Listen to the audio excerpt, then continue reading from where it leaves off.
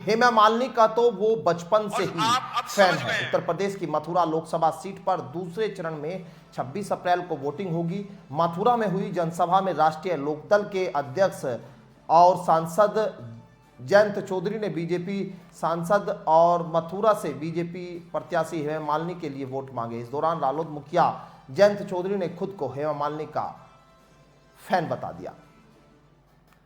और आप अब समझ गए हैं कि किस दृढ़ निश्चय के साथ भारत सरकार काम कर रही है। वो निश्चय पहले दिखाई नहीं देता था।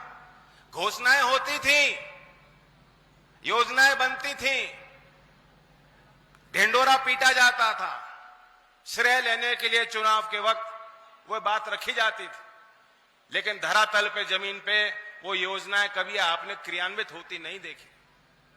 आज पिछले 10 साल का देश का अनुभव कि जो गरीब के लिए योजना बनती है, महिला सशक्तिकरण के लिए योजना बनती है, किसान के लिए योजना बनती है, तो सीधा जो लाभार्थी हैं उनके खातों में सीधा पैसा भेजा जाता है। अब किसी बिचौलिए की जरूरत नहीं, किसी को भ्रष्टाचार करने का मौका नहीं देती सरकार।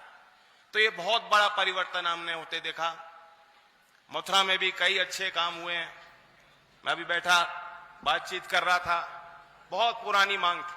15 साल से छाता की चीनी मिल बंद थी। मंत्री जी बैठे हैं, लक्ष्मी जी, ठाकुर तेजपाल जी लगातार प्रयासरत रहे उस इश्यू को लेकर। छाता के किसान कहते थे, मैं एमपी था तब भी मुझे भी कहते थे, लेकिन उस समय राज्य सरकार ने सहयोग नहीं किया। मैं बधाई देता हूं कि बीजेपी की सरकार जो लखनऊ में है, उन्होंने 2 टूक कह दिया और नई मिल के निर्माण के लिए बजट या आवंटन किया है। कितने ही करोड़ रुपए लगने पड़े वो लगाए जाएंगे ताकि यहां क्षेत्र के, मथुरा के, छाता के किसानों के लिए जो उनको बेहतर दाम मिल सके, उनके फसल का वाजिब मूल्य उनको मिल पाए। और दूसरा, पर्यटक जिस हिसाब से यहां आते आए, करोड़ों लोग आते हैं। कोरोना के पहले जो वर्ष था 2019 का, जो आंकड़े हैं वो दिखाते हैं कि मथुरा वृंदावन में अकेले 1,60,00,000 पर्यटक हर साल आते थे। यूपी टूरिज्म बोर्ड का ये आंकड़ा है। फिर 2 साल खराबी आ गई, आना जाना बंद हो गया।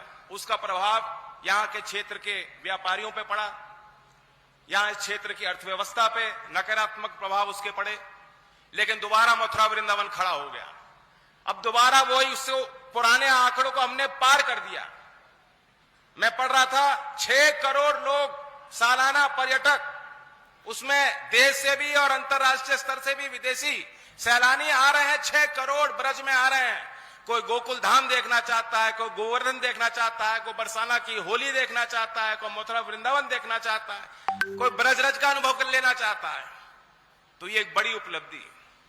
इसका श्रेय भी बीजेपी की राज्य सरकार और केंद्र सरकार की नीतियों को जाता है कि उन्होंने फोकस बनाया, प्रायोरिटी बनाई कि ब्रज टूरिज्म को हमें विकसित करना है। ब्रज टूरिज्म सर्किट को उन्होंने बनाया और बांके बिहारी मंदिर का भी एक, उसको विकास से जोड़ने के लिए एक नोवेल कॉन्सेप्ट सरकार ला रही है।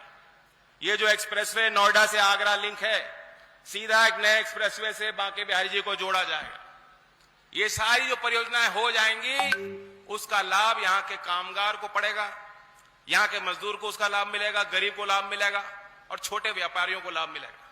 और आपकी छाती गर्व से फूल जाएगी मथुरा वृंदावन के निवासियों की कि अच्छे काम इस क्षेत्र में अब हो रहे हैं और कोई रोक टोक नहीं। मैं ज्यादा कुछ नहीं कहना चाहता। इस क्षेत्र से मैं जनप्रतिनिधि रहा हूं, घर घर से मेरे यहां रिश्ते हैं, हर गांव की वास्तव स्थिति में जानता हूं। मेरे जीवन के हर मोड़ में मथुरा के लोगों ने मुझे आशीर्वाद दिया।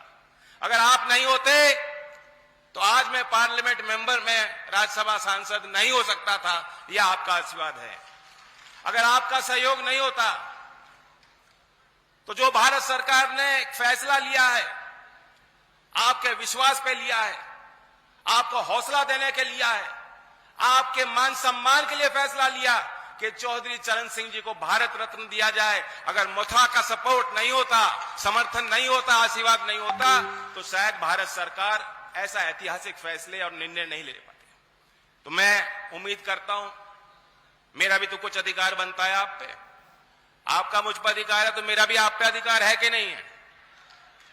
तो आज मैं मांगने आया हूं, पूरे 5 साल आप हम सबसे मांग सकते हो, हेमा मालिनी जी को कह सकते हो, मुझे कह सकते हो, हमारे दल के नेताओं को कह सकते हो, और हम आपके सेवा के लिए तत्पर रहेंगे। लेकिन अब चुनाव की घड़ी है, कोई कमजोरी मत आन देना।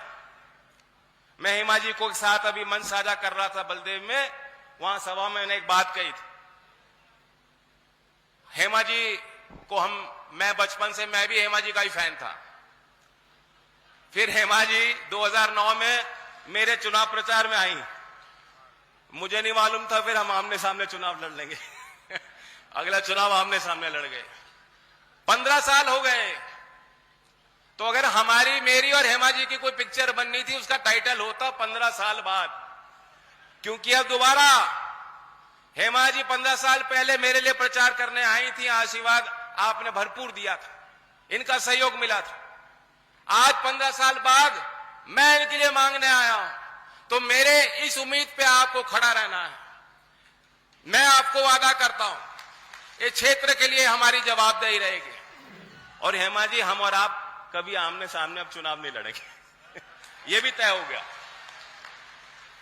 इस बार मैं इनके लिए आ रहा हूं।